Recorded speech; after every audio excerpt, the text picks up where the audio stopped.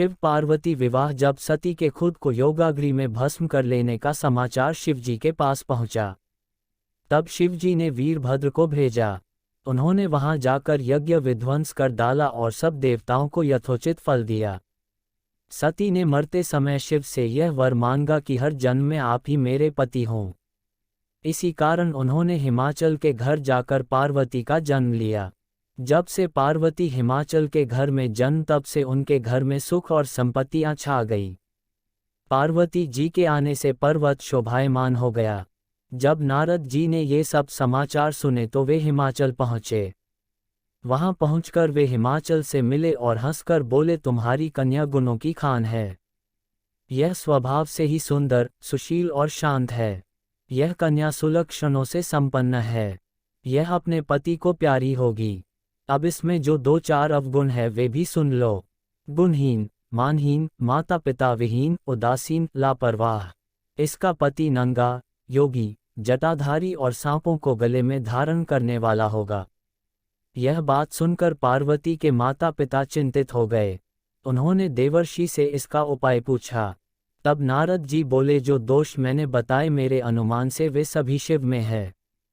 अगर शिवजी के साथ विवाह हो जाए तो ये दोष गुण के समान ही हो जाएंगे।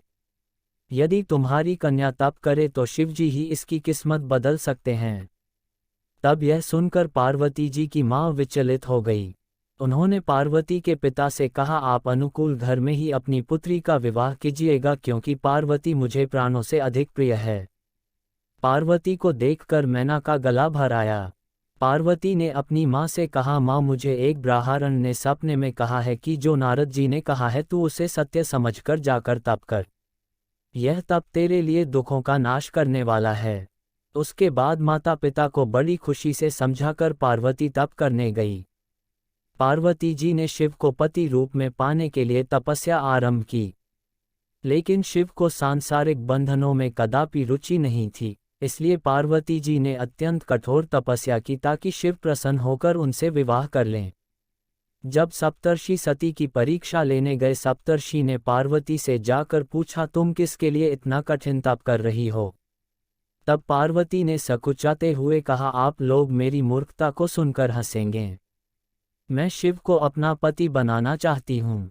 पार्वती की बात सुनकर सभी ऋषि हंसने लगे और बोले कि तुमने उस नारद का उपदेश सुनकर शिव को अपना पति माना है, जो सब कुछ चौपट कर देता है। उनकी बातों पर विश्वास करके तुम ऐसा पति चाहती हो जो स्वभाव से ही उदासीन, गुणहीन, निर्लज, बुरे वेश वाला, बिना घर बार वाला, नंगा और शरीर पर नागों को धारण करने वाला है। ऐसे वर के मिलने से कहो तुम्हें क्या सुख मिलेगा। अब हमारा कहा मानो, हमने तुम्हारे लिए बहुत अच्छा वर चुना है। हमने तुम्हारे लिए जो वर चुना है वह लक्ष्मी का स्वामी और वैकुंठपुरी का रहने वाला है। तब पार्वती उनकी बात सुनकर बोली, कहा है कि मेरा हट भी पर्वत के ही समान मजबूत है। मैं अपना यह जन्म शिव के लिए हार चुकी हूँ। मेरी तो करोड़ जन्मों तक यही जिद रहेगी। पार्वती की यह बात सुनकर सभी ऋषि बोले, आप माया हैं और शिव भगवान है। आप दोनों समस्त जगत के माता पिता है। यह कहकर सप्तर्षि पार्वती को प्रणाम करके वहां से चले गए। पार्वती जी की दृढ़ निष्ठा ने जीत लिया शिवजी का मन। वर्षों तपस्या करने के बाद एक दिन पार्वती जी के पास एक ब्रह्मचारी आया। वह ब्रह्मचारी तपस्विनी पार्वती का आग्रह स्वीकार करने से पूर्व बोल उठा, तुम्हारे जैसी सुकुमारी क्या तपस्या के योग्य है? मैंने दीर्घ काल तक तप किया है। चाहो तो मेरा आधा या पूरा तप ले लो, किंतु तुम इतनी कठिन तपस्या मत करो। तुम चाहो तो त्रिभुवन के स्वामी भगवान विष्णु भी। किंतु पार्वती ने ऐसा उपेक्षा का भाव दिखाया कि ब्रह्मचारी 2 क्षण को रुक गया। फिर बोला, योग्य वर में 3 गुण देखे जाते हैं, सौंदर्य, कुलीनता और संपत्ति। इन तीनों में से शिव के पास एक भी नहीं है। नीलकंठ, त्रिलोचन, जटाधारी, विभूति पोते, सांप लपेटे शिव में तुम्हें कहीं सौंदर्य दिखता है? उनकी संपत्ति का तो कहना ही क्या, नग्न रहते हैं।